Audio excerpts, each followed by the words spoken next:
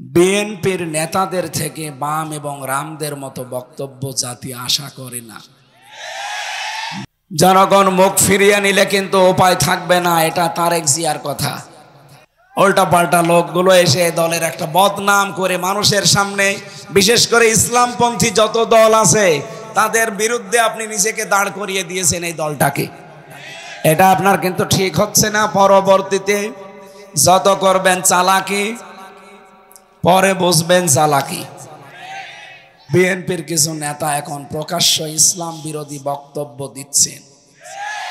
আমি কয়েকজনের নাম নিয়েই বলতে পারি, কিন্তু নামগুলো নিলাম না, যা শহীদ জিয়ার মন ও মননের সাথে সাংঘর্ষিক। এদেরকে থামাতে হবে, নচেত এদেশের বিএনপি ও ইসলামপন্থী দলগুলো মুখোমুখি হয়ে যাবে। তখন আওয়ামী ফ্যাসিস্টরা আবারও মাথা তুলে দাঁড়ানোর সুযোগ পাবে। বিএনপি একটা বড় দল, পরবর্তীতে তারা যদি ক্ষমতায় আসে এটাই স্বাভাবিক, কিন্তু তাদের আচরণ দিন দিন চরম বিব্রতকর হয়ে পড়ছে।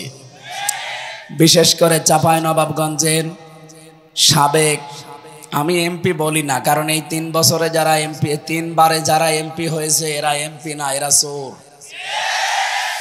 সুতরাং সাবেক এই নেতা হারুনুর রশিদ এবং তার স্ত্রী পাপিয়া, আমার মনে হয় শেষে অন্তস্তয়াকার বাদ দিলে যেটা হয় উনি সেইটাই।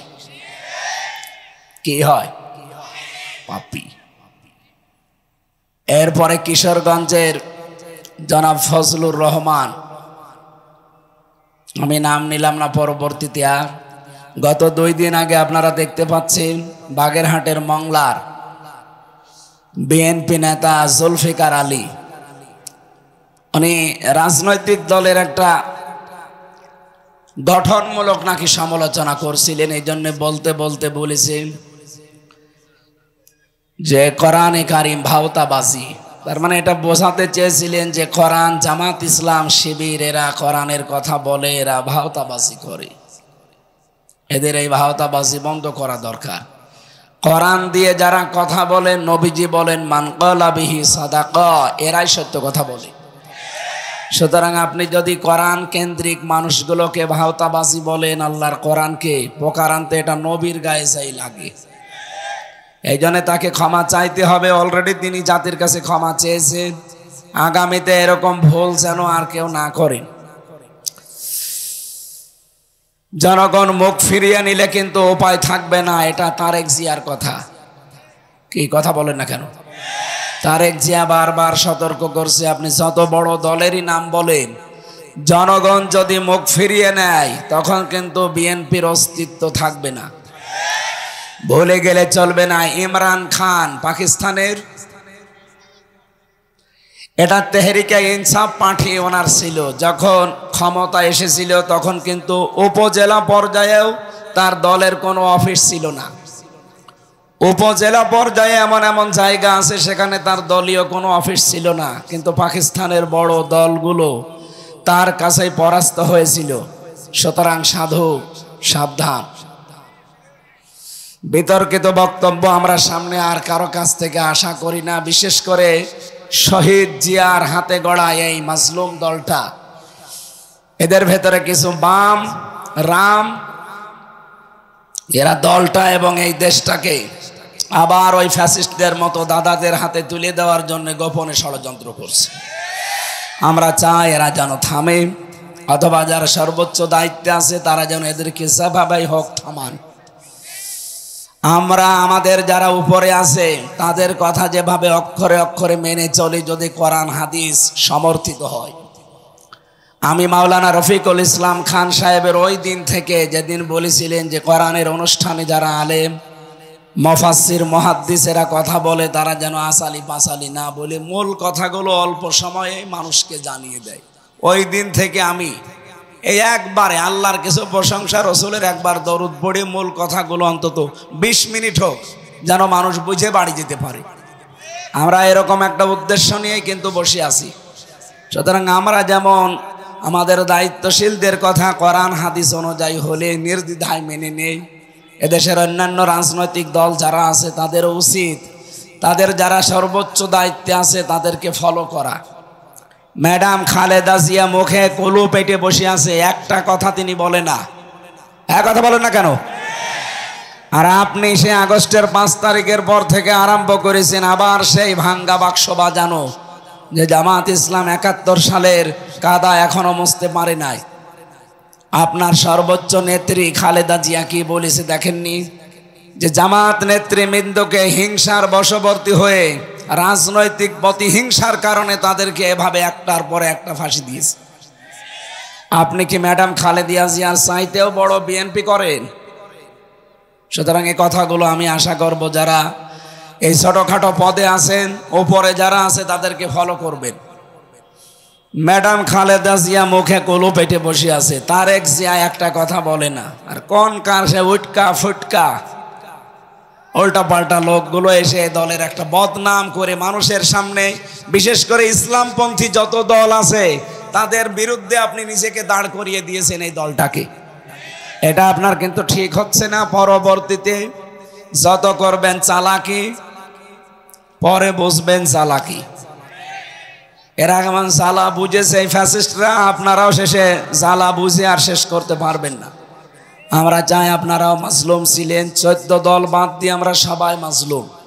আমরা সবাই মিলে দেশটাকে আবার সাজাতে চাই ইনশাআল্লাহ। আল্লাহ যেন এটা সারা দুনিয়ায় ছড়িয়ে, যারা এখনো উলট পালট চিন্তা নিয়ে আছেন তাদেরকে যেন বুঝ দান করেন, বলেন আমিন। কথা বলার শুরুতেই মাজলুম একজন মানুষের পক্ষে আমি কথা বলছি। জিন্দা শহীদ যাকে বলা হয়, জনাব এটিএম আজহারুল ইসলাম, কালকে তার রায় আছে। আমরা চাই ফ্যাসিস্টদের যত মামলা ছিল সব মামলা থেকে কিন্তু অনেকেই অব্যাহতি পাচ্ছে। বিশেষ করে লুৎফুজ্জামান বাবর, তিনিও ফাঁসির মামলার আসামি ছিলেন। কথা বলেন না কেন? তাকে যদি ছেড়ে দেওয়া হয়, সুতরাং এখন আর আমাদেরকে হাইকোর্ট দেখাবেন না, এই বাধা এই বাধা, কোনো বাধা নেই। আমরা চাই সব বাধা শেষ, কালকে যেন ওনাকে মুক্তি দেওয়া হয়। এটা চান কারা দেখে? লিল্লাহি তাকবীর।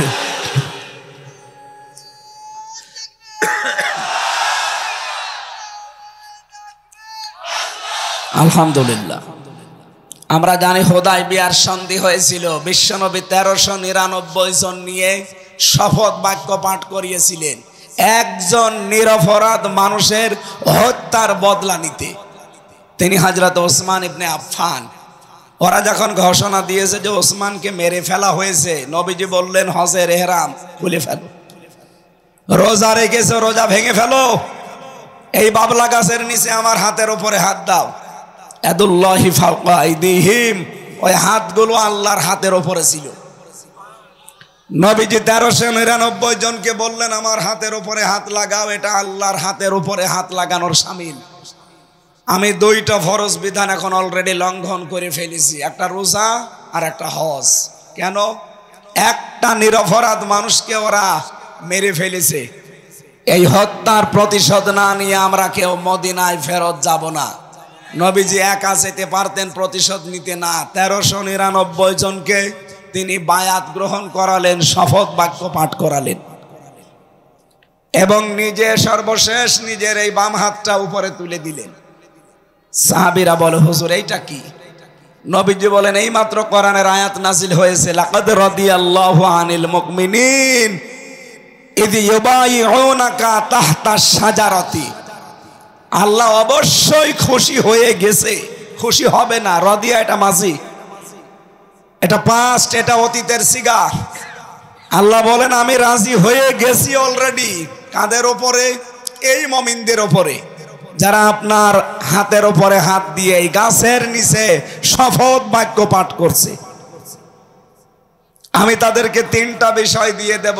1 নম্বরে ফাআলিমা মা ফি কুলুবিহিম, তারা যে শপথ নিচ্ছে এটা লোক দেখানো না, এটা মানুষ দেখানোর জন্য না, এটা মন থেকে। এজন্য আমি আল্লাহ ফাংসালা সাকিনাতা আলাইহিম, তাদের উপরে আমার সাকিনা আমি আল্লাহ অবতীর্ণ করলাম।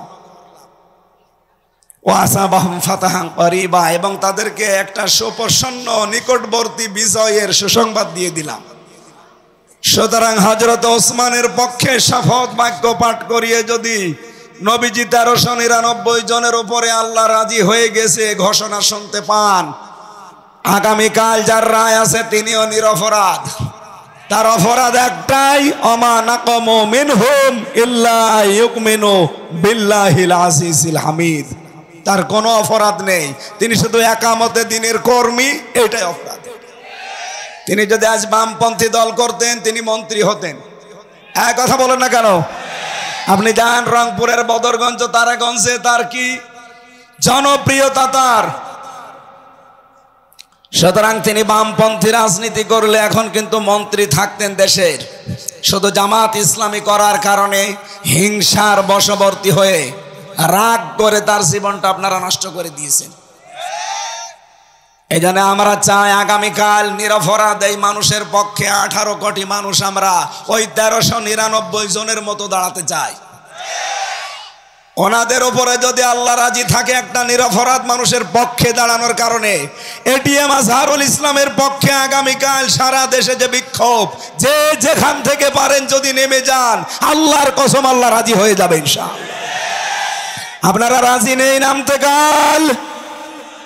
এটা রেকর্ড হচ্ছে, সারা দেশে ছড়াচ্ছে। আমরা চাই কালকে সারা দেশ থেকে 18 কোটি মানুষ যেন জেলা থানা সব জায়গায় এটিএম আজহারুলের মুক্তি চাই।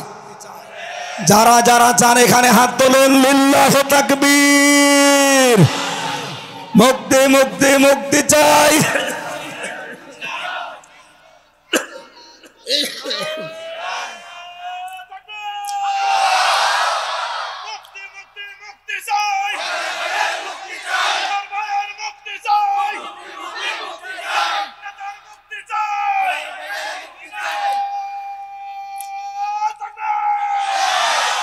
আলহামদুলিল্লাহ। না ভাই, অনেকে এটা রেকর্ড হচ্ছে, তো বিভিন্ন জায়গায় এখন লাইভ চলছে, অনেকে মনে করবে যে এটা রাজনীতি। আল্লাহর কসম এটা রাজনীতির উদ্দেশ্যে আমি বলি নাই, বলেছি আমার ঈমান থেকে। 1500 বছর আগে হযরত ওসমান নিরপরাধ ছিলেন, তার পক্ষে দাঁড়িয়ে যদি 1399 জন যারা বায়াত নিচ্ছিল তাদের উপরে আল্লাহ রাজি হয়। আমরা নিজে দেখেছি জেলখানায় আমরা 2 জন, সে একটা নিরপরাধ মানুষ, মুরব্বী মানুষ, তার জীবনটা নষ্ট করে দিয়েছে হাসিনা। খালি রাগ করে হিংসার বশবর্তী হয়ে এই মহিলা বহু মানুষের জীবন নষ্ট করেছে, তার ভেতরে আজহার ভাইয়ের। আমরা চাই তার শেষ জীবনটা সে যেন পরিবারের কাছে কাটাতে পারে।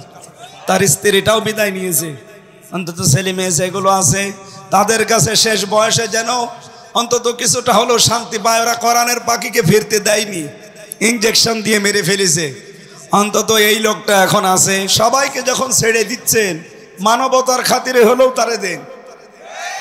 লুৎফুজ্জামান বাবরকে ছেড়ে দিলেন কোন কারণে বলেন? সেও তো ফাঁসির আমার আসামি ছিল। আমি নিজে তার সাথে 4 দিন ছিলাম। সে বলতো না যে আমি জীবনে আর কোনোদিন ফিরে যাব, আমার শেষ। সে যদি তারপরও ফিরে এসে এখন উমরা হজে যেতে পারে, আমরাও চাই কাল আগামীকাল যেন এটিএম আজহারুল ইসলাম বেরিয়ে উনি আবার আল্লাহর ঘর তাওয়াফ করতে যেতে পারে। এটা আমরা দেখতে চাই না। আমি এই জায়গা থেকে কিন্তু বলেছি, কোনো উদ্দেশ্য নিয়ে না। আমি নবীর হাদিস 100% বিশ্বাস করি। সূরা ফাতহার 18 নম্বর আয়াতটা আমি 100% বিশ্বাস করি। আগামীকাল যারা রাজপথে এটিএম আজহারের জন্য মুক্তির জন্য নামবেন, আমার মনে হয় আল্লাহ আপনাদের উপরেও ওই মানুষগুলোর উপর যেমন রাজি হয়েছিলেন রাজি হয়ে যাবে। যে যেখান থেকে পারি আমরা এই নিরপরাধ মানুষের পক্ষে দাঁড়াবো ইনশাআল্লাহ। এখানে কোনো দল মত নেই, 18 কোটি মানুষ আমরা নামতে চাই। এক কথা বলেন, কথা বলুন। আল্লাহ যেন আরো সে কবুল করে, আমিন। সম্মানিত সভাপতি আমার আরাফাতের ভাই আলহাজ মাওলানা আব্দুল মালিক, এখানে লেখা আছে আলহাজ আলহাজ্জু ইয়াহদিমু মা কানা ক্বাবলা। নবীজি বলেন যারা হজ করে তাদের পেছনের সব অপরাধ আল্লাহ মাফ করে দেয়। কিন্তু 3টা কথা তারা কাবা শরীফ ঘুরতে ঘুরতে বলে, এই কথাগুলো বাংলাদেশে এসে ঠিক রাখা লাগবে। তারা কাবা ঘর তাওয়াফ করতে বলে ইন্নাল হামদা, যত প্রশংসা এখন থেকে করব আল্লাহ তোমার জন্য। এই জন্য হামদের আগে আলিফ লাম আছে, এর আগে ইন্না আছে। যারা আরবি গ্রামার বসে এখানে তো বহু আলেম আছে। আল্লাহ ইন্নাও যদি না দিতাম আলিফ লামও না দিতাম তাও অর্থ হয়ে যেত বাংলা। কেন আমি নির্ধারিত করে দিলাম? আল্লাহকে আমি শোনাচ্ছি, আল্লাহ আজকে থেকে যতদিন আমি বেঁচে আছি, আমি তো মরেই গিয়েছিলাম, কারণ যখন আমি সাদা কাপড় পরলাম ওটা তো সাদা কাপড় না, ওটা কাফনের কাপড়। মানুষ মরে গেলে তাকে গোসল দিয়ে সাদা কাপড় পরানো হয়, আর আমি নিজেই মরে গেছি, নিজেই গোসল দিয়েছি, নিজেই কাপড় পরেছি। তার মানে এখন যেই কয়দিন বেঁচে আছি এটা আমার বোনাস হায়াত। কথা বলেন না কেন?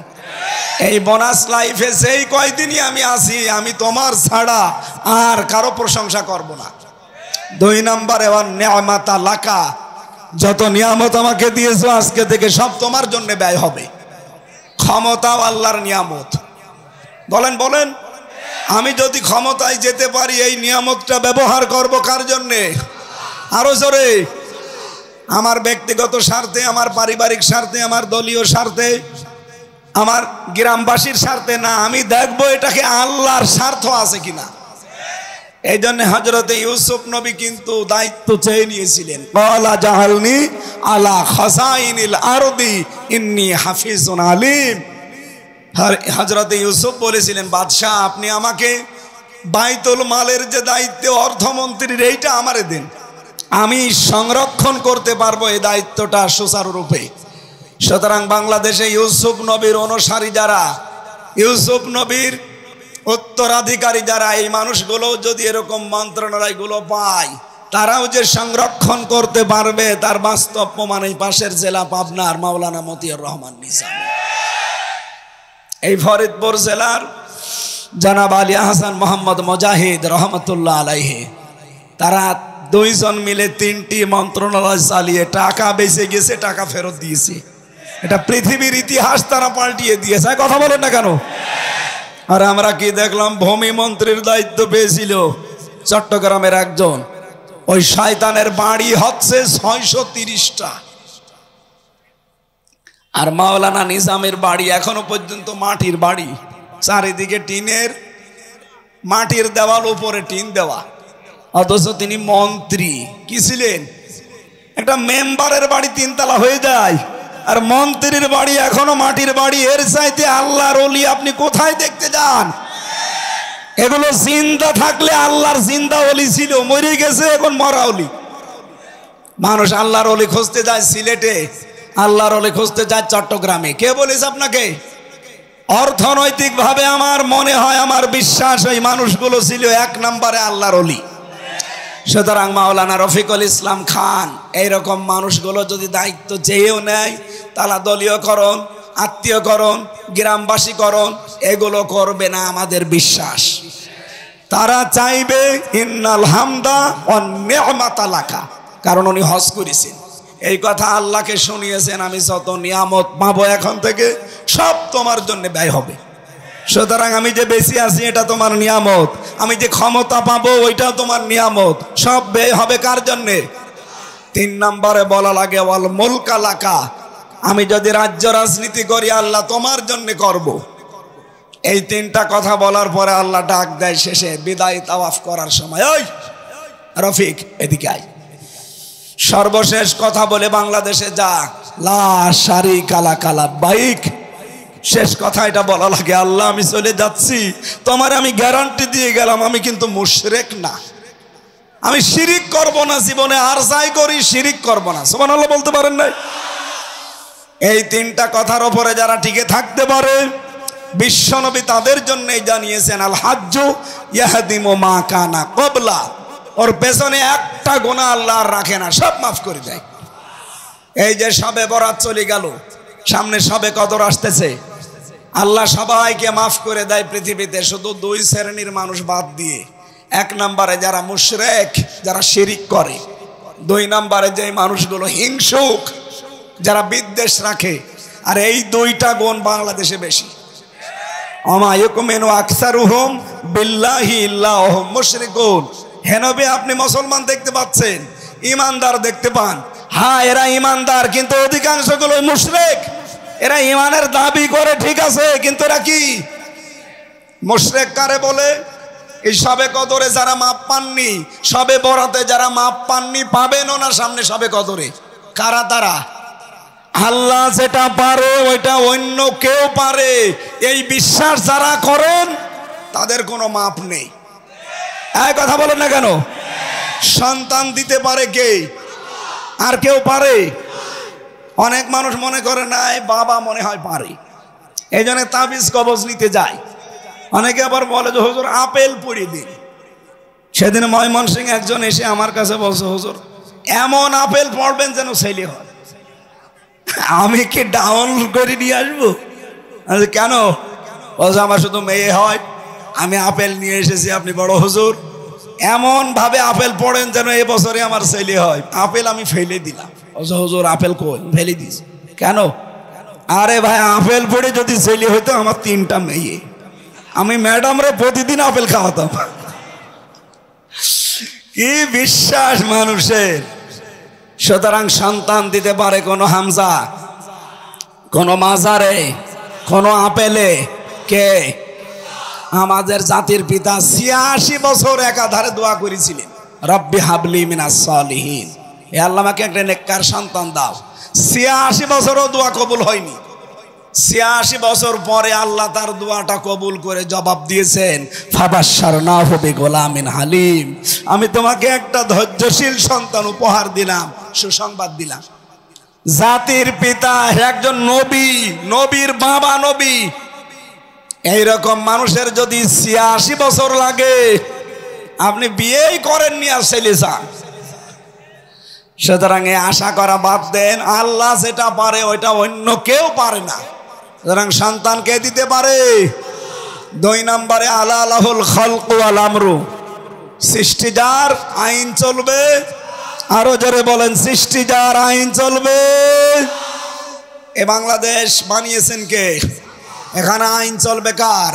সুতরাং আল্লাহর আইন বাদ দিয়ে যারা নিজেদের বানানো আইন, স্বামীর আইন, দাদার আইন, বাবার আইন, অন্য আইন যারা এখানে কায়েম করতে চান, আপনি মুশরিক। কোন হুজুর নিয়ে আসবেন নিয়ে আসেন, আমি একেবারে টাটকা কাটছাট কথা বলছি। যারা আল্লাহর আইন বাদ দিয়ে এখানে অন্য কোনো আইন প্রতিষ্ঠা করতে চান, সে যে দলের নামেই হোক, আপনি কিন্তু মুশরিক। আর মুশরিককে আল্লাহ সবে বরাতেও মাফ করে না, সবে কদরেও। সুতরাং এখনই আপনি পাল্টান। আল্লাহর আইন বাদ দিয়ে কোনো আইনের পেছনে আপনি আর থাকতে পারবেন না, তাহলে আপনার নামাজ রোজা সব মাঠে মারা যাবে। কারণ ইন্নাল্লাহা লা ইয়াগফিরু আইয়ুশরাকা বিহি ওয়া ইয়াগফিরু মা দুনা যালিকা লিমান ইয়াশা। আল্লাহ বলেন সব মাফ করে দেব, শুধু শিরিক বাদ দিয়ে। এটা যে শিরিক, এখানে আর কোনো সন্দেহ আছে? সুতরাং আল্লাহর আইনের বিরুদ্ধে যারা আছেন, যে দলের লোক হন ভাই, আমার কোনো ভয় নেই। যারা আল্লাহর আইনে দেশে কায়েম করতে চায় না, সে যদি ফেরেশতা দল নেয় তাও সে মুশরিক। সুতরাং আপনাকে আমি বাঁচানোর জন্য বলছি, আপনি ভুল পথে আছেন। এটা রেকর্ড হয়ে সারা দেশে যাচ্ছে। যার কানে যাচ্ছে সে যদি এটা শোনার পরে গুরুত্ব না দেয়, ও মুশরিক হয়ে মরবে। কি আমার তো বলার দায়িত্ব আমি বলে দিলাম, আপনার চিন্তা ভাবনার দায়িত্ব ছিল, আপনি করলেন না কেন? আপনি চিন্তা করতে পারেননি যে আলা লাহুল খালকু ওয়াল আমরু, এটাকে আমার বানানো আয়াত। সূরা আরাফের 54 নম্বর আয়াত, আল্লাহ বলেন সৃষ্টি যার, আইন চলবে। ইনিল হুকমু ইল্লা লিল্লাহ, সূরা ইউসুফ 40 নম্বর আয়াতের মাঝের অংশে আছে। হুকুম দেওয়ার একচ্ছত্র মালিকানা কার? সুতরাং এই দেশে কোনো বাবার হুকুম আর চলবে না, কোনো স্বামীর হুকুম চলবে না, কোনো চাচার হুকুম চলবে না। এখানে আইন চলবে, হুকুম চলবে একমাত্র কার? এর পক্ষে যারা আছে তাদের আল্লাহ মাফ করবে, এর বিপক্ষে যারা আছে তারা মুশরিক। এ সবে বরাতে মাপ পায়নি, সবে কদরেও মাপ পাবে না। এর ভেতরে আর কোনো ভেজাল আছে? এরপরেও যদি কেউ না বোঝার ভান করে থাকেন, এদিকে আসেন, এমন জোরে কানের নিচে 2টা দেব, সব বুঝে ফেলবেন। এত কিছু বলার পরও বলে হুজুর আমি বুঝি নাই। আপনি কি করলে বুঝবেন বলেন? সুতরাং যিনি আজকের সভাপতি, আমার আরাফাতের ভাই, আল্লাহ যেন তাকে ওই 3টা কথা কাবা শরীফ সামনে নিয়ে যেটা বলেছিলেন ওটা ঠিক রাখার তৌফিক দেন, বলেন আমিন। মাহফিলের সহ সভাপতি অনেক মানুষের নাম দিয়েছেন, প্রধান অতিথি সহকারী সেক্রেটারি জেনারেল বাংলাদেশ জামাত ইসলামী, সাবেক কেন্দ্রীয় সভাপতি বাংলাদেশ ইসলামী ছাত্র শিবির, এবং নির্বাচিত সিনেট সদস্য রাজশাহী বিশ্ববিদ্যালয় এই সিরাজগঞ্জ উল্লাপাড়ার কৃতি সন্তান আমাদের অভিভাবক শ্রদ্ধাভাজন বড় ভাই আলহাজ মাওলানা রফিকুল ইসলাম খান দামাত বারকাতুহুমুল আলিয়া, যত মানুষের নাম দিয়েছেন আমি একবারে দোয়া করি নাকি? একবারে করি, কারণ আমার গলায় পারছে না তো। এতক্ষণ যিনি আলোচনা রাখলেন তানজিমুল মিল্লাত নাকি, হ্যাঁ, আলোচনা রেখেছেন হাফেজ কারি মাওলানা নূর নবী হোসেন জিহাদি। আমার আগে যিনি কথা বললেন মাওলানা হোসাইন মাহফুজ সহ অন্যান্য ওলামা ইকরাম, মঞ্চে বসা সম্মানিত ব্যক্তিবর্গ। আমি যার মাধ্যমে আজকে এখানে এসেছি, এই দাওয়াতটা নিয়েছিলাম অ্যাডভোকেট মিঠু ভাইয়ের মাধ্যমে। আপনাদের এলাকায় বাড়ি মনে হয়, কোথায় বাড়ি? সাঁথিয়া, শ্বশুর বাড়ি এখানে, জামাই আপনাদের। সামনে বসা আমার প্রাণ প্রিয় মুসলমান ভাইরা, পর্দার আড়ালের সম্মানিতা মা এবং বোনেরা, যেহেতু খান সাহেব বলছিলেন এই এলাকাকে আমরা মদিনা হিসাবে জানি, আল্লাহ যেন মদিনার মতোই বানিয়ে দেন। হয়তো মদিনার মতো হবে না, কারণ এখানে তার রসুল নেই। মদিনার দাম বাড়ার পেছনে কারণ রসুল্লাহ। কথা বলেন না কেন? লাইন শাকারতুম লাযিদান্নাকুম, যদি কেউ নিয়ামতের শুকরিয়া আদায় করে আল্লাহ সেটা বাড়িয়ে দেয়। বিশ্বনবীর মতো এত বড় নিয়ামত দুনিয়াতে আছে আর? বলেন বলেন। অথচ এসেছিলেন মক্কায়, তারা গুরুত্বই দেয়নি। যারা গুরুত্ব দিয়েছিল মদিনার লোকেরা, কিয়ামত পর্যন্ত এই বড় দয়া রহমত আল্লাহ সেখানে রেখে দিয়েছে। এই যে আমরা যারা হজে যাই, মদিনায় কিন্তু কোনো কাজ নেই, হজ সব মক্কায়। মক্কায় যা আছে এখানে করলে হজ শেষ, কিন্তু মদিনায় যাওয়া লাগে কেন? লক্ষ লক্ষ হাজী সাহেবরা মদিনায় অন্তত 8 দিনে 40 ওয়াক্ত নামাজ মসজিদে নববীতে পড়ে। একটাই কারণ, সেখানে রাসূলুল্লাহ আছেন। এই জন্য আমাদের নিয়ামতের কদর করা লাগবে। সামনে যেহেতু একটা নিয়ামত আল্লাহ আমাদের দিতে যাচ্ছেন, যত ষড়যন্ত্র হচ্ছিল সব ষড়যন্ত্র কিন্তু আল্লাহ নিজে নস্যাৎ করে দিচ্ছে। সবচাইতে গুরুত্বপূর্ণ এবং ভয়াবহ ষড়যন্ত্র 3 দিন আগে হয়েছিল। যিনি পালিয়েছে উনি ওনার কথিত স্বামী, যাকে বলা হয়, আমি নাম নিতেও ঘৃণা করি ওই লোকটার, কারণ পৃথিবীতে মুশরিকরা আল্লাহর কাছে সবচাইতে ঘৃণিত। এক কথা বলেন না কেন? সুতরাং ওই দাদা ওনারে পাঠিয়েছিল ট্রাম্পের কাছে যে বাংলাদেশ সম্পর্কে কিছু উলট পালট মিথ্যা কথা বলতে। এগুলো শুনে ট্রাম্প যেন রেগে যায় আর ওই মহিলাকে যেন আবার এখানে বসিয়ে দেয়। আল্লাহর ইশারা, ওই দিনই ডক্টর ইউনূস আন্তর্জাতিক মিডিয়াগুলো নিয়ে আয়না ঘরে গেছে, আর ওদিকে জাতিসংঘ রিপোর্ট পেশ করে দিয়েছে। ট্রাম্প দেখছে যে এ বলে কি গো, মাইক্রোসফট এটা রিপোর্ট দিয়েছে 257টা রাষ্ট্র দুনিয়ায় সবচেয়ে বেশি মিথ্যা কথা বলে ভারত। আপনারা গত পরশুদিনের রিপোর্ট পেয়েছেন ভয়েস অফ আমেরিকার। তাম দুনিয়ায় যত শাসক ছিল সবচাইতে নিকৃষ্ট শাসকের তালিকায় নাম 1 নম্বরে হাসিনা, 2 নম্বরে বাশার আল আসাদ, 3 নম্বরে বেনিয়ামিন, ওই যেটা ইসরায়েলের যেটা শয়তান। এরকম 100 জনের তালিকা দিয়েছে। 1 নম্বরে কোনটা? সুতরাং আল্লাহ আমাদেরকে বাঁচিয়েছেন। ট্রাম্প শেষ পর্যন্ত ঝাড়ি দিয়ে বলেছে বাংলাদেশ আর হাসিনা নিয়ে আমার কাছে কোনো কথা বলবেন না, ওটা আপনাদের ব্যাপার, আপনারা মিটান। অনেকে আশা করেছিল যে অনেক কিছু খাবো, ওদের মাড়া ভাতে লবণ দিয়ে দিয়েছে খা। এই জন্য আল্লাহ যেহেতু নিজে মোকাবেলা করছেন, দেশটার সামনে আমরা দেখতে পাচ্ছি ইসলামের জয় জয়কার ভাব। আপনারা জানেন বাংলাদেশে সব ইসলামপন্থীরা প্রায় এক হয়ে গেছে। তারা বলতে চাচ্ছে সামনে আমরা ইসলামের একটা বাক্স দিতে চাই। এতদিন আমাদের ব্যবহার করে অনেকেই ক্ষমতায় গিয়ে আমাদেরকেই জেলে ঢুকিয়েছে। এবার আমরা আর অত পাগল শামসুদ্দিনা, কি কথা বলেন না কেন? এবার সামনে আমরা নিজেরা সবাই মিলে ইসলামের একটা করে বাক্স দেব। আমরা চাই কোরআনের 500 আইন যেন বাংলার সংসদে কায়েম হয়ে যায়। আগে আমরা জানতাম এই দেশে 100 জনের 15 জন মানুষ ইসলাম কায়েমের পক্ষে ছিল।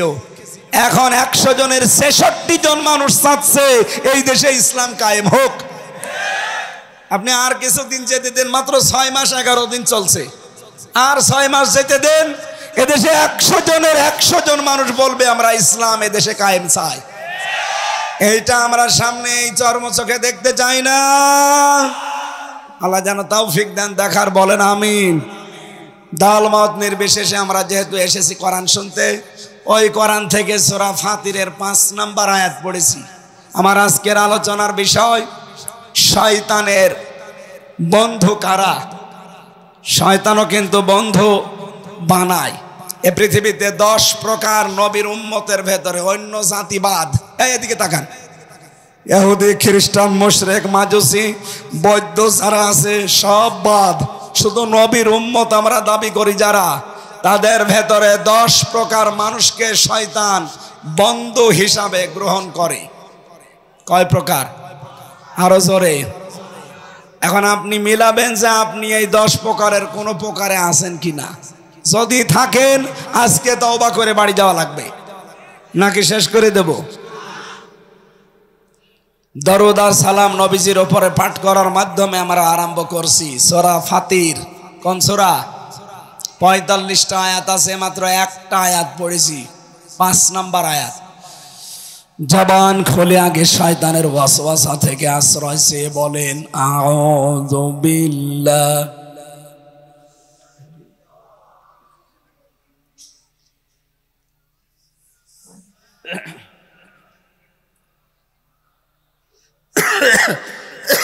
না না কিচ্ছু লাগবে না। ইয়া আইয়ুহান নাসু ইন্না ওয়াদাল্লাহি হক। সাদাকাল্লাহুল আযীম। আল্লাহ রাব্বুল আলামিন ডাক দিয়েছেন শুধুমাত্র এই পৃথিবীর মুসলমানদেরকে না, যাদের আল্লাহ বানিয়েছেন তাদেরকে। ইয়া আইয়ুহান নাস, হে মানব মণ্ডলী, ইন্না ওয়াদাল্লাহি হক, অবশ্যই আল্লাহর ওয়াদা সত্য। আল্লাহর ওয়াদা সত্য না মিথ্যা? আল্লাহ রাব্বুল আলামিন যদিও আয়াতে রুকুতে আমরা পড়েছি তাফসিরে ইবনে কাসিরে, তিনি এখানে কিয়ামতের একটা দৃশ্য আমাদের সামনে তুলে ধরেছেন যে কিয়ামতের যে ব্যাপার, এটা কিন্তু হাস্যকর না, এটা খেলাচোরা না, এটা পাগলামির বিষয় না। কিয়ামত সত্য, হক। ফালা তাগুররান্নাকুমুল হায়াতুদ দুনিয়া, সুতরাং দুনিয়ার জীবন যেন তোমাদেরকে ধোঁকায় ফেলে না রাখে। ওয়ালা ইয়াগুররান্নাকুম বিল্লাহিল গরুর, আর ওই মহাপ্রবঞ্চক শয়তান তোমাদেরকে যেন আল্লাহ সম্পর্কে ধোঁকায় ফেলে না রাখে। এটা ছিল বাংলা অর্থ।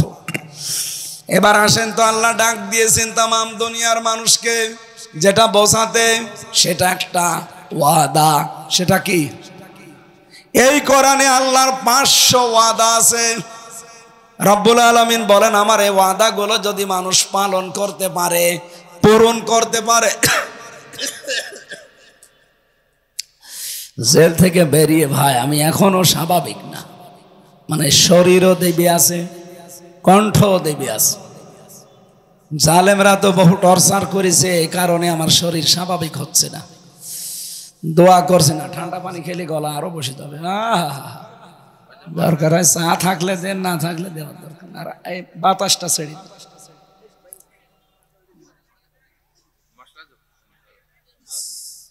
চার ভেতরে তো আবার মশা পড়িস।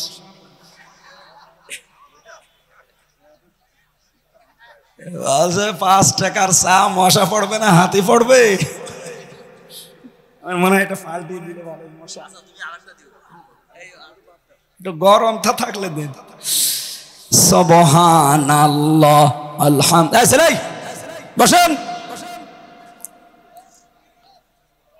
বসেন বসেন বসেন। আপনার জন্য যদি ডিস্টার্ব হয় না কারো, সুবহানাল্লাহ আলহামদুলিল্লাহ লা ইলাহা ইল্লাল্লাহ, সুবহানাল্লাহ আলহামদুলিল্লাহ লা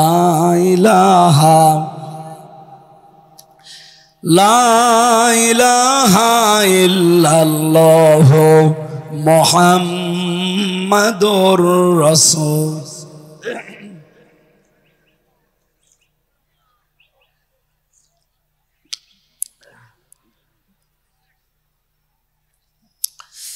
আমার ভাইরা, আল্লাহ যেহেতু তামাম দুনিয়ার মানুষের কাছে ওয়াদা দিয়েছেন, পুরা কোরআনে কয়টা বললাম?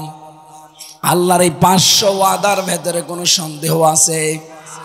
আল্লাহ পাক 1 নম্বরে ওয়াদা দিয়েছেন, এই জমিনে যারা আছে এই মানুষগুলোর জন্য প্রথম ওয়াদা হচ্ছে ওয়াদাল্লাহুল্লাযীনা আমানু মিনকুম ওয়া আমিলুস সালিহাত লা ইস্তাখলিফান্নাহুম ফিল আরদ কামা ইস্তাখলাফাল্লাযীনা মিন ক্বাবলিহিম। সূরা নূরের ভেতরে আছে, রব্বুল আলামিন জানিয়েছেন, আমি তোমাদের সাথে ওয়াদা করলাম, তোমাদের ভেতরে যারা ঈমান আনবে আর ঈমানের দাবি অনুযায়ী যারা ভালো ভালো কাজের আঞ্জাম দেবে, আমি আল্লাহর প্রথম ওয়াদা লা ইস্তাখলিফান্নাহুম ফিল আরদ, লামে তাকিদ নুনে সাকিলা। আল্লাহ বলেন, আমি গ্যারান্টি দিয়ে বললাম এই জমিনের শাসন ক্ষমতা আমি তাদেরকে দেব, যেমন তাদের পূর্বে যারা ছিল তাদেরকে এই 2টা শর্ত মানার কারণে দিয়েছিলাম। হযরত ওমরকে যেমন দিয়েছিলেন, আবু বকরকে দিয়েছিলেন, হযরত ওসমানকে দিয়েছিলেন, হযরত আলী রিদওয়ানুল্লাহি তাআলা আলাইহিম আজমাইন তাদেরকে দিয়েছিলেন। ওই আল্লাহ ঠিক ওই রকমই এখনো আছে। কথা বলেন না কেন? উনি এখন ওই রকমই আছেন, একটু হালকা দুর্বল হয়ে গেছে? উনি ওই রকম নেই নাকি রওশনের সাদের মতো একটু দুর্বল? এমন গৃহপালিত বিরোধী দল ছিল, আমার মনে হয় এই রওশনের সাথে ঠেলা দিলেই পরিচিত।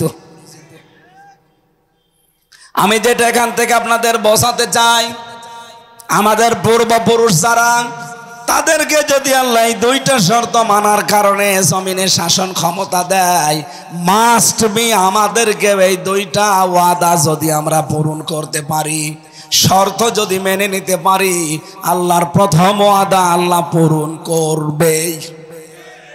ইন্না ওয়াদাল্লাহি হক, আমি আল্লাহর ওয়াদা কি সত্য। সুতরাং এই ওয়াদার সামনে আমরা দেখতে চাই, কিন্তু আমাদের আবার 2টা গুণ লাগবে না? বলেন বলেন, ওয়ালা তাহিনু ওয়ালা তাহজানু ওয়া আনতুমুল আ'লাউনা ইন কুনতুম মুমিনিন। সূরা আলে ইমরানে আল্লাহ জানিয়েছেন, কোনো চিন্তা নেই, কোনো ভয় নেই, তোমরাই বিজয়ী হবে সামনে যদি মুমিন হতে পারো। ও সিরাজগঞ্জবাসী, এই পৃথিবীর ময়দানে ভয় নেই, চিন্তা নেই, বিজয় হওয়ার দায়িত্ব আল্লাহ বলেন তোমরা বিজয়ী হবে যদি মুমিন হতে পারো। বিজয় দেওয়ার মালিক কে? আরো বলেন, মুমিন হওয়ার মালিক কে? অবশ্যই আল্লাহ। আল্লাহ মুমিন হবে? আল্লাহ তো মুমিন আছে। আল্লাহর নাম কি? মুমিন। আল্লাহর নাম কি? আর আমরা কি? আব্দুল মুমিন। আমরা কি? সুতরাং বিজয়ী হব আমরা, মাস্ট বি। শর্ত আল্লাহ দিয়েছেন, ইন কুনতুম মুমিনিন, ইনের শর্তিয়া যদি আমরা মুমিন হতে পারি, তাহলে আজকে থেকে আমাদের চেষ্টায় থাকবে এইটা, আল্লাহর এই ওয়াদা 500 আমরা অন্তত প্রথম ওয়াদা, উনি যেহেতু লা ইস্তাখলিফান্নাহুম ফিল আরদ, তোমাদেরকে অবশ্যই আমি জমিনের শাসন ক্ষমতা দেব, এ ওয়াদা করলেন কে? আরো জোরে বলেন কে? এ ওয়াদা আমরা সামনে দেখতে চাই না? শর্ত কয়টা? একটা। বলেন কয়টা? ঈমান আনতে হবে। মুমিন যদি আমরা হতে পারি, আমরা হব আব্দুল মুমিন। আসল মুমিন কে? উনি বিজয় দেওয়ার মালিক। এজন্য যারা বলছেন বিজয় দেওয়ার মালিকও আল্লাহ, মুমিন হওয়ার মালিকও আল্লাহ, না, আল্লাহর মুমিন হওয়ার দরকার নেই। মুমিন হওয়া দরকার কাদের? আমাদের। সুতরাং আমরা এমন মুমিন হতে চাই যেমন হযরত ওমর হয়েছিলেন। কথা বলেন ঠিক কিনা? তাহলে আল্লাহর ওয়াদা আল্লাহ দেখাবেন। রব্বুল আলামিন বলেন, ইন্নাকা লা তুখলিফুল মিয়াদ, রব্বানা লা তুযিগ কুলুবানা বা'দা ইয হাদাইতানা ওয়া হাব লানা মিন লাদুনকা রাহমা ইন্নাকা আনতাল ওয়াহ্হাব, রব্বানা ওয়া আতিনা মা ওয়া'আদতানা আলা রুসুলিকা ওয়ালা তুখজিনা ইয়াউমাল কিয়ামাহ ইন্নাকা লা তুখলিফুল মিআদ।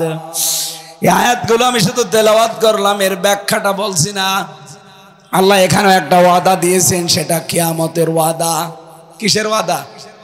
আল্লাহ বলেন অবশ্যই কিয়ামত হবে, তোমাদের সবাইকে ওই দিন আমি আল্লাহর দরবারে আসা লাগবে, হাজির হওয়া লাগবে। সুতরাং ওই দিন আসার আগে যেই কয়দিন দুনিয়ায় আসো, দুনিয়ার এই জমিনটা, এই জীবনটা তোমাদেরকে যেন ধোকায় ফেলে না রাখে। সিরাজগঞ্জবাসী, শয়তান আমাদের সামনে বিভিন্ন জাঁকজমকপূর্ণ বিভিন্ন জিনিস সামনে তুলে ধরে আমাদের আখিরাত, আমাদের কিয়ামতে যে জবাব দেওয়া লাগবে, এ বিশাল জীবন সম্পর্কে একটা ধোকায় ফেলে রাখতে চাই। কথা বলেন না কেন? এ ধোকায় আমরা পড়তে চাই। আরো জোরে বলেন চাই। ওয়ালা ইয়াগুররান্নাকুম বিল্লাহিল গরুর। আল্লাহ বলেন সেই মহাপ্রবঞ্চক, মহাপ্রতারক, ধোঁকাবাজ এই শয়তান যেন আল্লাহ সম্পর্কে তোমাদেরকে ধোকায় ফেলে না রাখে। আয়াতের তাফসীর পড়তে গিয়ে আমি দেখেছি শয়তান প্রধানত দুই প্রকার। কয় প্রকার? একটা হচ্ছে মানুষ শয়তান, আর একটা জিন শয়তান। মানুষ শয়তানের ভেতরে আবার দুই প্রকার, একটা নারী শয়তান, একটা পুরুষ শয়তান। কথা বলেন না কেন? এই পৃথিবীতে কোনো পুরুষকে যদি শয়তান আসর করে, তার দ্বারা যা ক্ষতি হয় তার চাইতে বেশি ক্ষতি হওয়ার সম্ভাবনা কোনো মহিলাকে যদি শয়তান আসর করে। এই জন্য পুরা কোরআন শরীফের ভেতরে যেখানে শয়তানের চক্রান্ত কথা, সেখানে দেখবেন দঈফা লেখা আছে। ইন্না কায়দা শাইতানি কানা দঈফা। অবশ্যই শয়তানের চক্রান্ত একেবারেই দুর্বল। কিন্তু মেয়েদের কথা যেখানে আছে, ওই জায়গায় কিন্তু দুর্বল শব্দ আপনি পাবেন না। সূরা ইউসুফের 28 নম্বর আয়াতে আমি পেয়েছি ইন্না কাইদাকুন্না আযীম। আল্লাহ পাক বলেন মেয়েদের চক্রান্ত বড় ভয়ঙ্কর। ও সিরাজগঞ্জবাসী, এখানে একটা শিক্ষা আছে। এদিকে তাকান। আল্লাহ কিন্তু এখানে হযরতে ইউসুফ আলাইহিস সালামের নামে যে সূরাটা ইউসুফ 28 নম্বর আয়াতে, যদিও এটা জুলাইখার নামে নাজিল হওয়া, রব্বুল আলামিন জুলাইখার নাম এখানে দিতে পারতেন। ফ্যানটা ঘুরিয়ে দেন। জুলাইখার নাম আল্লাহ না দিয়ে কায়দা কন্যা দিলেন কেন? বহুবচন। যদি কা দিতেন তাও তো অর্থ হয়ে যেত। আল্লাহ কন্যা দিলেন কেন? দুইটা তাফসীর আছে এখানে। এদিকে তাকান। প্রথম তাফসীর হচ্ছে আল্লাহ কা না দিয়ে কন্যা দিয়েছেন এ কারণে, শুধুমাত্র পৃথিবীতে জুলাইখা একা না, এরকম বহু জুলাইখা যুগে যুগে আসবে। তারা ইউসুফ নবীর অনুসারী যারা, অনুগামী যারা, ইউসুফ নবীর মতো যারা চরিত্র অর্জন করবে, তাদের চরিত্রে কলঙ্ক দেওয়ার জন্য এরকম জুলিখা আরো আসবে। এ পৃথিবীতে ওই জুলিখার পরে আর জুলিখা আসে নাই। কথা বলেন এসেছে কিনা? আমাদের দেশে একজন তার উত্তরসূরি ছিল, উনি হযরত ইউসুফকে ধর্ষণের মামলা দিয়েছিল। এই জুলাইখা, আপনি তাকান আল্লামা সাঈদীর নামে সর্বশেষ মামলা ধর্ষণের মামলা। অ্যাডভোকেট তাজুল ইসলাম উনি জিজ্ঞাসা করছিলেন ওই মহিলাকে, যে মেয়ে মাওলানা সাঈদী আপনাকে ধর্ষণ করেছে? জি হ্যাঁ। আপনার জন্ম তারিখ কত? কোন সালে আপনি জন্ম নিয়েছেন? মেয়েটা বলছে আমি জন্ম নিয়েছি 1975 সালে। ধর্ষণ করেছে কত সালে? বলছে 1971-এ। অ্যাডভোকেট তাজুল ইসলাম ওই দিনই বলেছিলেন, মাননীয় আদালত এই পয়েন্টটা লিখে রাখেন, জন্ম 75-এ, ধর্ষিত হয়েছে 71-এ, এটা কি রুহের জগতে? ওই দিন মামলা ঢিসমিস হয়ে যাওয়ার কথা না? বলেন বলেন। কিন্তু পুরাটা তো সাজানো, ট্রাইব্যুনালও সাজানো, বিচারপতি সাজানো, আসামিগুলো সাজানো, সাক্ষীগুলো সাজানো। ওইগুলো তো আসামি হওয়ার কথা না, ধরে ধরে সাজিয়ে আসামি বানিয়ে দিয়েছে। রায় দিচ্ছে, রায়ও সাজানো। এই কথা বলেন না কেন? সুতরাং সবই যখন সাজানো, আর এই ট্রাইব্যুনালেই এটিএম আজহারুল ইসলামের নামে যে ফাঁসির রায়, যারা সাক্ষী, এই যে আজকেই বেরিয়েছে রিপোর্ট, অনেক আগে বেরিয়েছিল, আজকে আমি দেখলাম 3 জন সাক্ষীর উপরে ভিত্তি করে তারে ফাঁসির রায় দিয়েছে। একজন সাক্ষী দেখেছে 6 মাইল দূর থেকে, আর একজন দেখেছে 3 মাইল দূর থেকে, আর একজন দেখেছে 1.5 মাইল দূর থেকে। এই হচ্ছে সাক্ষী। ওই 75-এ জন্ম, 71-এ ধর্ষিত, ওই রকম হইস। এক কথা বলেন না কেন? সুতরাং আমরা চাই এগুলো সব যেহেতু বানোয়াট। আর আজহারুল ইসলাম তিনি বিপ্লবের সৈনিক ছিলেন, বিপ্লবের মাধ্যমে যেহেতু এ সরকার, আর বিপ্লবের অগ্রনায়ককে আপনি এখনো পর্যন্ত জেলে রাখবেন কোন কারণে? আমরা চাই আগামীকাল আমরা তার মুক্তি চাই, এবং মুক্তি দিতে হবে। অনেকে মনে মনে করছে, এমনকি কথা অনেকে বলছে এটা ওদের মুখের কথা, এরকম বলে থাকে না।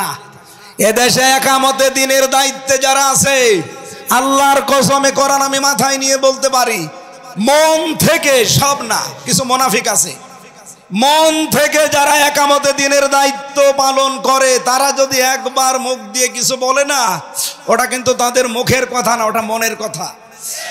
আর একবার যেহেতু বের হয়েছে, এটা আমিরে জামাতের মুখ দিয়ে, এটা বাস্তবায়ন কালকে হওয়াই লাগবে, নয়তো কি হবে আমরা জানি না। কথা বলেন না কেন? উনি তো যা মুখ দিয়ে বলে ওটা ওনার মুখের কথা না, ওটা মনের কথা। সুতরাং সেলিমউদ্দিন ভাই মুখ দিয়ে বলেছে, অনেকে বলছে এরকম বলেই থাকে। কিসের বলে থাকে আপনি কালকেই দেখতে পাবেন।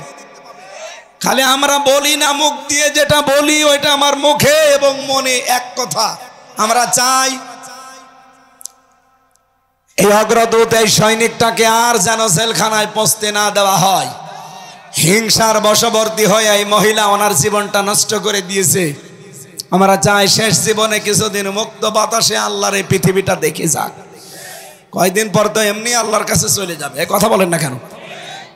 সুতরাং এই জুলাইখার অনুসারী যারা, তাদের চক্রান্ত কিন্তু ছোটখাটো না, ভয়ঙ্কর। ওরা এখনো পর্যন্ত চক্রান্ত ওই দাদাদের পাশে বসে বসে চালাচ্ছে। যদিও একটা চক্রান্ত এখনো হালে পানি নেয়নি, আর সামনে কোনো চক্রান্ত এদেশে বাস্তবায়ন হবেও না ইনশাআল্লাহ। যা বললাম দেখেন, 2টা বললাম, উনি সাক্ষী দিয়েছে, ধর্ষিতা হয়েছে, আর ইরার 3টা সাক্ষী। পোড়াটা যে সব বানোয়াট, সাজানো, মিথ্যা। একটু যাদের মাথায় মগজ আছে, চিন্তা করলে আপনি বুঝে ফেলবেন। সুতরাং এই নিরপরাধ মানুষটার পক্ষে কিন্তু দাঁড়ানো ইমানের এখন দাবি আমাদের। যদি রাজনীতি মনে করে চলে যান, আপনার উপরে আল্লাহ খুশি হবে না। কারণ অন্যায় কাজ দেখলে আপনাকে অবশ্যই বাধা দেওয়া লাগবে হাত দিয়ে। এটা যে অন্যায় আর কি বলার অপেক্ষা রাখে? সুতরাং যার যে সমর্থ আছে হাতের, ক্ষমতার, পাওয়ারের, ওই জায়গায় কালকে দেখাতে হবে। এটা যদি না হয় মুখ দিয়ে প্রতিবাদ, যদি আমরা ওই পর্যায়ে যাই, যদি এরপরও না হয়, অন্তরে আমরা ঘৃণা করব এবং পরিকল্পনা করব কি করে সত্যের পক্ষে দাঁড়ানো যায়। সুতরাং কিয়ামত সত্য না মিথ্যা? আরো জোরে বলেন। শয়তান মেয়েদের ভেতরে যেগুলো আছে, এগুলো যে কত ভয়ঙ্কর। নবীজি বলেন, কোন শয়তান যদি পরিবারে কোনো মহিলার উপরে ভর করে, ওই পরিবারটা পুরো ধ্বংস হয়ে যায়। এই বাংলাদেশে যেই পরিবারে মহিলা শয়তানের আসরে পড়েছে, ওই পরিবার আর পরিবার নেই, পুরাটা একটা মিনি জাহান্নাম হয়ে গেছে। দেখতে উপরে মনে হয় ভালো, না, ভালো নেই। আজ হাজারো পুত্রবধূ বসে আছে বিভিন্ন মহিলা প্যান্ডেলে। সম্মানিতা মা বোনেরা, আপনাদের কি হয়তো শয়তান আক্রান্ত করেছে? নাই তো নিজের মা বাবাকে যেই নজরে দেখেন, শ্বশুর শাশুড়িকে আপনি ওই নজরে দেখতে পারেন না। কোন কারণে? এটা শয়তানের একটা চক্রান্ত। এই কথা বলেন না কেন? অনেকে মনে করে আমি নামাজ পড়ি, রোজা রাখি, কালো বোরকা পরি, আমি জান্নাত পাবো না। কে পাবে? কে বলেছে আপনি? আপনার শ্বশুর শাশুড়িকে নিজের মা বাবার মতো মনে করা লাগবে। আমি একজন স্বামী, এইটা একটা স্বামী। যত স্বামী আছে এখানে এবং সারা পৃথিবীতে যত স্বামী আছে, সব স্বামীর পক্ষ নিয়ে আমি আজকে বলছি, কোন স্ত্রী যদি তার স্বামীর মন পেতে চায়, আল্লাহর কসম তার স্বামীর মা বাবাকে নিজের মা বাবার মতো মনে করা লাগবে। নয়তো জীবনেও স্বামীর মন আপনি পাবেন না। হ্যাঁ, উপরে উপরে আপনাকে ভালোবাসতে পারে, কিন্তু ভেতরে ভেতরে সে মানসিক রোগী হয়ে যাবে। এরকম মানসিক রোগী সিরাজগঞ্জে নেই? কার কার বউ এরকম মন ছোট? হাত তোলেন তো। এভাবে হাত তোলা ঠিক না, এটা রেকর্ড হচ্ছে। সম্মানিত মা বোনেরা, বহু স্বামী কিন্তু হাত তুলে ফেলেছে। আশা করছে আপনি আচরণ সামনে আর করবেন না। আপনার শ্বশুর শাশুড়ি হবে আপনার কাছে আপনার মা বাবার মতো। আমি কয়েকদিন আগে নীলফামারী গিয়েছিলাম, যে দেখে একটা বৃদ্ধাশ্রম, এই কোলে 25 জন মা, এই কোলে 25 জন বাবা বসে আছে, চোখ দিয়ে টলমল করে পানি পড়ছে। আমি দুইজনের সাথে কথা বললাম, একজন বলছে আমার ছেলে ডিসি, আর একজন বলছে আমার ছেলে আমেরিকায় থাকে। আপনারা বলছে 3 বছর আমরা পড়ে আছি, ছেলে মাঝে মাঝে টাকা পাঠায়, আমার বউ মা শুধু ঘ্যানর ঘ্যানর করে আর বলেছে ওই বুড়ি যদি বাড়ি থাকে তোমার ভাত আমি খাবো না। বাধ্য হয়ে ছেলে আমার ডিসি আমারে রেখে গেছে এখানে। আপনি চিন্তা করতে পারেন, এই সিরাজগঞ্জ পুরা জেলা চালায় একটা ডিসি, সেই ডিসির মা এখন পড়ে আছে বৃদ্ধাশ্রমে 2 দিন 3 দিন না 3 বছর। এই পুত্রবধূর ছোট মনের কারণে। বাড়িতে থাকলে কি হইতো, সে শেষ বয়সে একটু নাতি নাত করে একটু আনন্দে থাকতে চায়। এই কথা বলেন না কেন? বৃদ্ধাশ্রমে যারা আছে তারাই কিন্তু এইটা চায়, খুব বেশি তাদের চাহিদা নেই। কিন্তু এই পুত্রবধূদের ছোট মনের কারণে আজ হাজারো সন্তান মা বাবাকে হয় আলাদা করে দেয়, নাই বৃদ্ধাশ্রমে রেখে আসে, নাই বড় ছেলের আন্ডারে দিয়ে দেয় নেন। অথচ এই মার পেটে 8টা 10টা 15 20টা সন্তান জায়গা হয়েছে, আর এই 20টা সন্তানের বাড়িতেও মায়ের জায়গা হয় না। 7 দিন শুধু পালাপালি করে খাওয়ায়। আপনি মানুষ, আরো তো মাকে নিয়ে কাড়াকাড়ি করা দরকার। নবীজি জানিয়েছে যে মায়ের পেছনে খরচ করে ওটা খরচ না, ওটা সাদগা। কোন বউ যদি চায় যে আমার স্বামী আরো বেশি দিন বেঁচে থাক, আমার স্বামীর সম্মান মর্যাদা টাকা পয়সা আরো বেশি দিন বেড়ে যাক, সেই বউ যেন স্বামীকে বলে স্বামী তুমি যাই করো রক্তের সম্পর্কগুলো ঠিক রাখো। একটা মানুষের সাথে সবচাইতে বেশি রক্তের সম্পর্ক তার মা বাবার, আর সেই মা বাবাকে আপনি দেখতে পারেন না। সম্মানিত পুত্রবধূ যারা আছেন, সম্মানিত মা এবং বোনেরা, হয়তো মন খারাপ হচ্ছে যে হুজুর যেন জীবন আর এলাকায় না আসে, আমার আর আসার দরকার নেই। কিন্তু আপনি নিজেকে সংশোধন করেন। সত্যি কথা বলছি, আপনি স্বামীর মন জীবনেও পাবেন না। হ্যাঁ, উপরে উপরে সংসার করার জন্যে ছেলে মেয়ে হয়ে গেছে, এখন মন থেকে কি করা যাবে একটু মেনে নেয়। কিন্তু মা বাবাকে যে কষ্ট আপনি দিচ্ছেন, অনেক মা বাবা এরকম আছে, এটা মা বাবা না, এটা ডাইনি। নিজের মেয়ে দোষ করলে মাফ করে দেয়, কাজ না জানলে কাজ শিখিয়ে দেয়। আর অন্যের একটা মেয়ে এসেছে, কিছু হলে আগে ছেলের কানে কানে তুলে দেয়। এইরকম ডাইনি মা দেশে নেই? এই মহিলা প্যান্ডেল এরকম ডাইনি মহিলা কারা আছেন? হাত তোলেন তো। তুলেছে, হাত তুলেছে না? শাশুড়ি যারা বসে আছেন, শুধু নামাজ পড়ে রোজা রেখে কালো বোরকা পরে জান্নাত যেতে পারবেন না। মাস্ট বি আপনাকে ওই মেয়েটাকে নিজের মেয়ের মতো মনে করা লাগবে। আমরা তো চাই পরিবারটা একটা মিনি জান্নাত হয়ে যাক। এই কথা বলেন না কেন? কিন্তু শয়তান যেহেতু মেয়েদেরকে আসর করে, আর শয়তান কোন মহিলাকে যদি একবার ধরে, ও কি জিন শয়তান থাকে না ভয়ঙ্কর শয়তান হয়ে যায়? পরিবারটা নষ্ট হয়, সমাজ নষ্ট হয়, আর রাষ্ট্রের প্রধান ছিল, রাষ্ট্রটাও নষ্ট করে ফেলিস। এই জন্য নবীজি জানিয়েছেন, ওই জাতি কখনো সফল হতে পারে না যেই জাতির নেতৃত্বে কোনো মহিলা আছে। আজ 54 বছর আমরা আজ সফল হতে পারি না, আমার মনে হয় এই কারণে, কারণ নবীর কথা মিথ্যা হবে না। এই জন্য আগামী থেকে ক্ষমতার চেয়ারে কোনো মহিলা বসতে পারবে না। হ্যাঁ, এটা আপনারা চান না? এটা রেকর্ড হয়। কারা কারা চান দেখি? লিল্লাহে তাকবীর।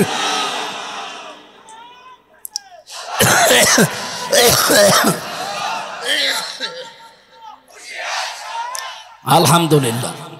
আমরা চাই আগামীতে আমাদের নেতা হবে, রাষ্ট্রপ্রধান হবে কোনো পুরুষ। এটা আমার বানানো কথা। সূরা নিসার 34 নম্বর আয়াত, আর রিজালু কাওয়ামুনা আলান নিসা। পুরুষ মানুষ হবে নেতা, মেয়েরা হবে তার আজ্ঞাবহ। আর এখন বউগুলো রাজমিস্ত্রি আর আমরা যোগাইলি না, এটা আর সামনে আমরা হতে দিতে চাই না। শয়তানের চক্রান্ত কিন্তু মারাত্মক। শয়তান নবীর উম্মতের ভেতরে কয় প্রকার মানুষকে বন্ধু মনে করে? 10 প্রকার। বলেন বলেন। 1 নম্বরে জালেম শাসক, যেটা এর আগে ছিল, ওটা সরাসরি তো শয়তান। শয়তান আর বন্ধু বানাবে কি? শয়তান বলতো তুমি যখন আসো আমি অন্য দেশে গেলাম। 2 নম্বরে ওই আলেম যারা জালেমের তোষামদি করে, আর এইটাও 15.5 বছরে বেশি ছিল। 3 নম্বরে ওই সমস্ত ধনী মানুষ যারা টাকা পয়সা কামাইয়ের ক্ষেত্রে কোনো বাজ বিচার করে না, বাবা শাহজালাল সব হালাল, এরকম ছিল না 15 বছরে। 4 নম্বরে যে মানুষগুলো খাদ্যে ভেজাল দেয়, এই যে খাদ্যে ফরমালিন যারা দেয়, বিষ দেয়, ভেজাল দেয়, এরা প্রকারান্তে মানুষকে হত্যা করার শামিল। আমার মনে হয় সামনে এরকম মানুষ ধরা পড়ে গেলে এদের আর বাঁচিয়ে রাখা ঠিক না, কারণ এরা তো মানুষ না, এরা কি শয়তানের বন্ধু? বলেন বলেন, শয়তানের।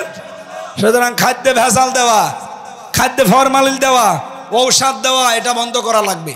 যদি কোনোটা ধরা পড়ে ওই রকম খাদ্য নিয়ে, ওই রকম ফল, ওর মেয়েকে ওর বউকে খাওয়াবেন, দেখ কেমন লাগে। এইটা খেয়ে আমার বউ আমার মেয়ে হার্ট অ্যাটাক করে কলিজা নষ্ট হয়ে ভেতরে সব অসুস্থ হয়ে মরে যাবে, আর তুমি ওই টাকা নিয়ে আরামে খাবে না। ওইটা ধরা পড়লে ওরে দিয়ে খাওয়ানো লাগবে। এই জন্য খাদ্যে ভেজাল যারা দিচ্ছেন, ঔষধ মিশাচ্ছেন যারা, তারা কিন্তু আর মানুষ এখন আর নেই। আপনি শয়তানের অলরেডি বন্ধ হয়ে গেছেন। আমরা তাফসীর থেকে যেহেতু তুলেছি, মন মতো তো বলতে পারবো না, তাফসীর থেকে শোনাচ্ছি। 10 প্রকার মানুষের নাম বললাম না? প্রথম নম্বরে কি? জালিম শাসক। বলেন জালিম। 2 নম্বরে কৃপণ ধনী, যারা মাল উপার্জন করে কিন্তু কোনো বাজ বিচার নেই।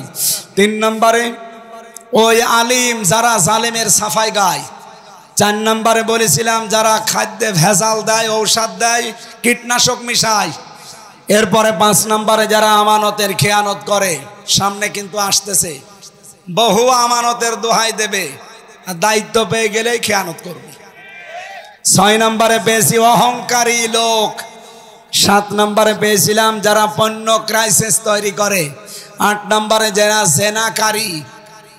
এই পৃথিবীতে একটা দেশ, আমি নাম নিলাম না, ওরা পণ্য ওয়েবসাইট তৈরি করেছে, নারী পুরুষকে উলঙ্গ করে এই যুগল দৃশ্যগুলো তামাম দুনিয়ায় দেখিয়ে পণ্য প্রোডাক্ট বানিয়েছে, এটা ইন্ডাস্ট্রি বানিয়েছে। এই মানব জাতির জন্য এই অপরাধটা দুনিয়া যে কত বড় মারাত্মক, পৃথিবী এখন ধ্বংস হয়ে যাচ্ছে এই অপরাধটার কারণে। সুতরাং জেনাকারী যারা, এরা মানুষ আর নেই, এরা শয়তানের বন্ধু হয়ে গেছে। 8 নম্বরে যারা সুদখোর। 9 নম্বরে যারা বখিল, দান করতে চায় না। 10 নম্বরে যারা মাদক দ্রব্য সেবন করে আর আমদানি করে। বাংলাদেশ থেকে লোহা, তামা, সোনা এগুলো পাচার হয়, আর দাদাদের দেশ থেকে আসে ডাল, বাবা, গাঁজা। এগুলো আর সামনে আসতে দেওয়া হবে না ইনশাআল্লাহ। এই বাংলাদেশটা একটা নিয়ামত, এটা ইকোনমিক অর্থনৈতিক একটা অঞ্চল। আমাদের সামনে যে বিশাল সমুদ্র পড়ে আছে, এই সমুদ্রগুলো, এই 7 সিস্টার, বিশেষ করে এই যে পাশে 2টা রাষ্ট্র নেপাল আর ভুটান, এদের দেশে কিন্তু সাগর নেই, পাহাড় আছে। ওরা ব্যবসা বাণিজ্য করতে হলে এই সাগর ব্যবহার করা লাগবে, বিশেষ করে 7 সিস্টারের। আমরা চাই সবাই মিলে ব্যবসা করে এই সাগর থেকে সবাই লাভবান হব। এই দেশটা আল্লাহ এমনভাবে আমাদের আয়ত্তে দিয়েছেন, এমন একটা নিয়ামত হিসাবে দিয়েছেন, যদি আমরা সঠিকভাবে সামনে ব্যবহার করতে পারি, 18 কোটি মানুষ 18 কোটি জনসম্পদে পরিণত হয়ে এই দেশ থেকেও চীন দেশের মতো আস্তে আস্তে আমরা উন্নত হতে পারবো। আল্লাহ সেই তৌফিক সামনে আমাদের দেখার সুযোগ করে দেন, বলেন আমিন। আমার লিখিত বই আছে, জেলখানায় কিছু লিখেছিলাম, বাইরে এসে পরবর্তীতে করেছি, ওই গাড়ি থেকে নিয়েছেন, কয়টা আছে। আল্লাহুম্মা আমিন। খ্যাতনামা ইসলামিক স্কলারদের বক্তব্য শুনতে আমাদের সঙ্গেই থাকুন। নিয়মিত আপডেট পেতে সাবস্ক্রাইব করে বেল বাটনে প্রেস করুন।